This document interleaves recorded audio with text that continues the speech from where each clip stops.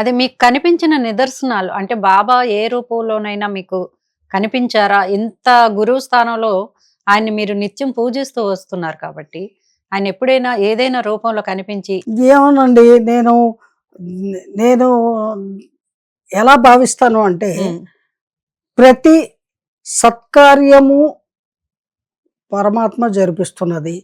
ప్రతి సత్సంఘటన పరమాత్మని యొక్క అనుజ్ఞతోటే జరుగుతుంది.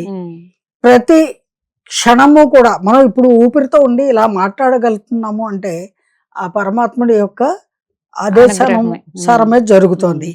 మరి ఆ పరమాత్మని సృష్టిలో పరమాత్ముడు సర్వత్రా ఉంటాడు కదా, గురువు రూపంలో కూడా ఉన్నదే ఆ పరమాత్ముడే. ఆ సద్గురువే పరమాత్మ స్వరూపుడు సాక్షాత్తు అనేది I realised.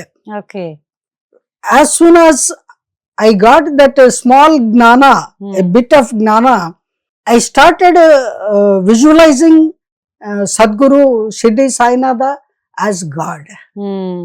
But he never told. ఆయన ఎప్పుడు ఎక్కడ చెప్పలేదు నేను దేవుణ్ణని. కానీ నా దృష్టిలో ఆయన భగవంతుడు, సద్గురువే దైవంతో సమానము. అందువల్ల ఎప్పుడైతే ఆ అణుమాత్రమైన జ్ఞానము నాకు సంక్రమించిందో సద్గురువు యొక్క ధ్యానం వల్ల, అంతకు మించి ఏం కావాలి తల్లి అనుభవము? ఆ అనుభవము పొందగలగడమే ఒక యోగము. ఆ యోగాన్ని, ఆ యోగ్యతని కలిగి ఉండటము అనేది అసామాన్యమైన విషయము. దానికి కావాల్సిందేంటి? భగవంతుని పట్ల, గురువుల పట్ల సద్భావన కలిగి ఉండాలి.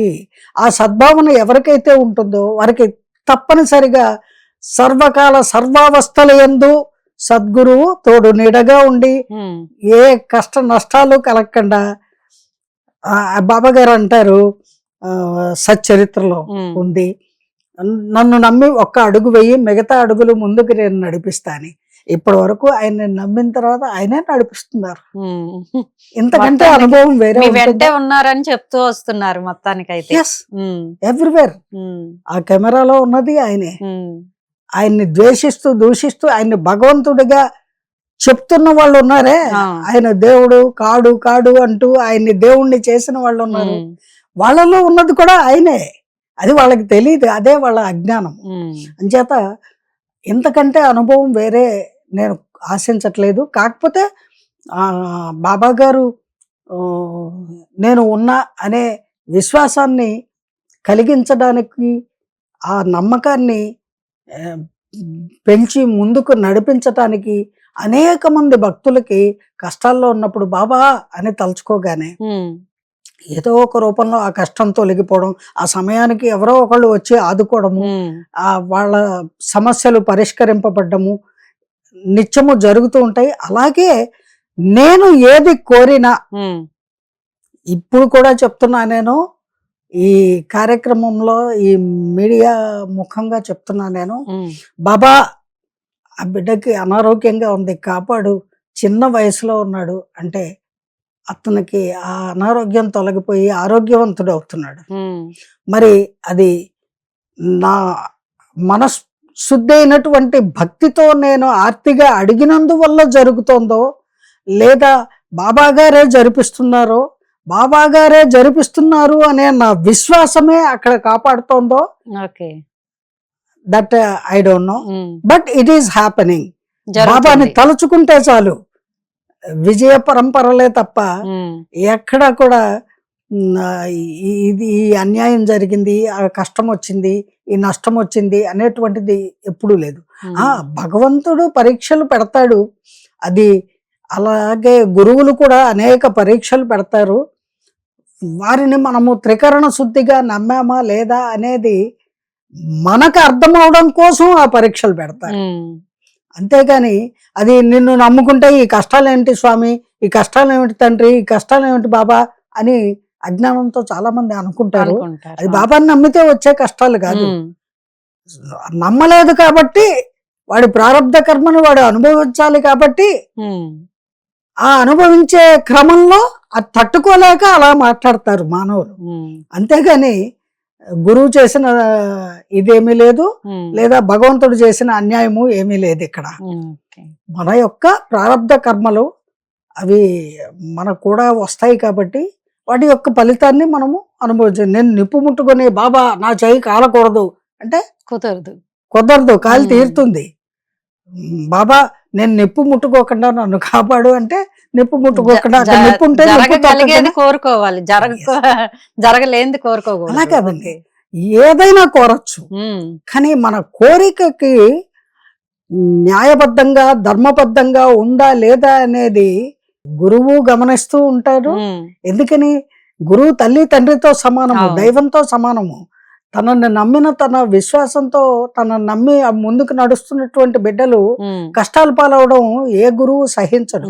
అందుకని పిచ్చుక్క కాలికి దారం గట్టి లాగినట్టు ఆ కష్టం నుంచి అలా గట్టెక్కించి పక్కకి తీసుకువెళ్తాడు. అక్కడ సుడిగుండం ఉంటే అందులో పడినిస్తాడా? ఆయన కాపాడతారు.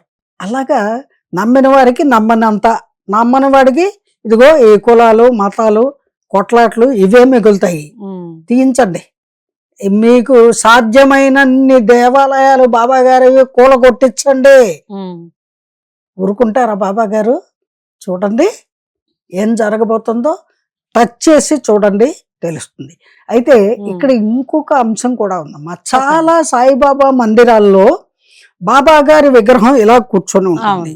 ఆయన పోస్చర్, వారి పాదాలకి కింద భాగంలో మన హైందవ దేవి దేవతల విగ్రహాలు ఇంత 1 feet పెట్టి అర్చనలు అభిషేకాలు చేస్తూ ఉన్నారు.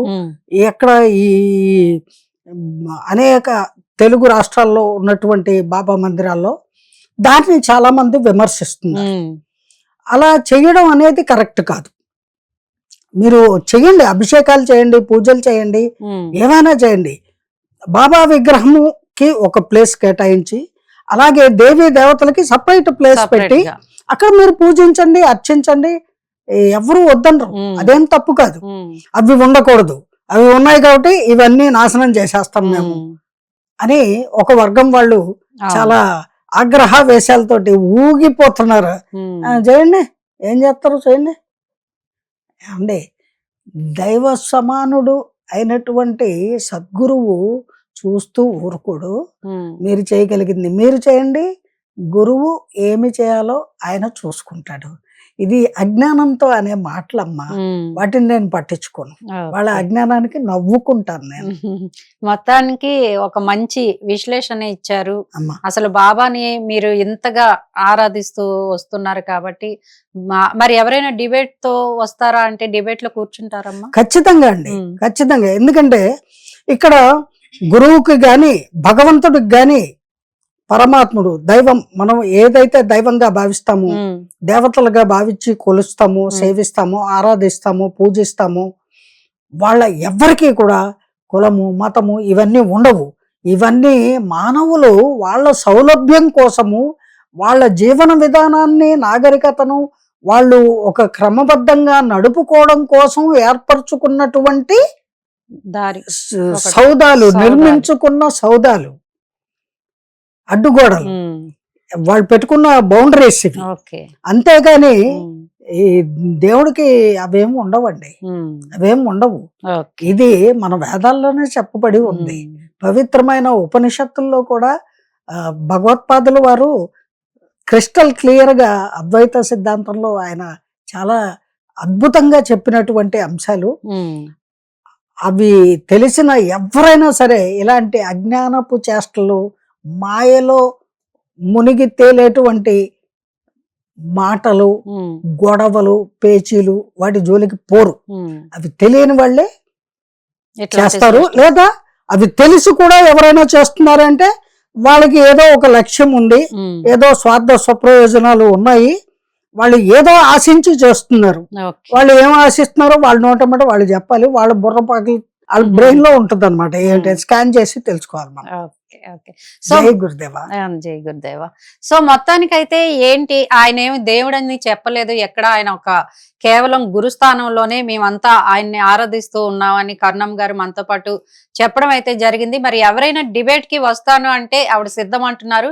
మరి చూద్దాం, ఎవరైనా మనతో పాటు డిబేట్ లో పాల్గొంటారేమో, వారిని కూడా అడిగి తెలుసుకుందాం. నెక్స్ట్ డిబేట్ లో కలుసుకుందాము. అలాగే చూస్తూ ఉండండి, ఇలాంటి మంచి మంచి విషయాలతో మీ ముందుకు వస్తూ ఉంటాము. ఆంధ్రప్రభ.